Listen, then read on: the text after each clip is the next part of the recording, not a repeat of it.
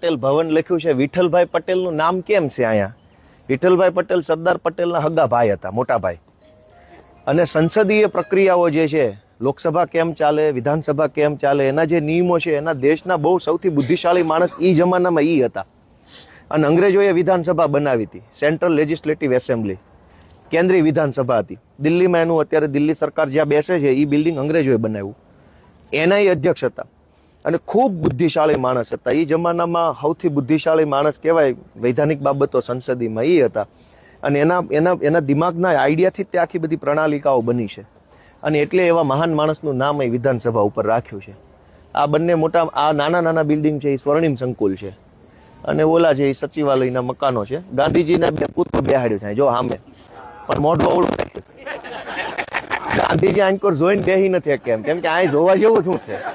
એ અવળું ફરી ગયા, એ અવળું ફરી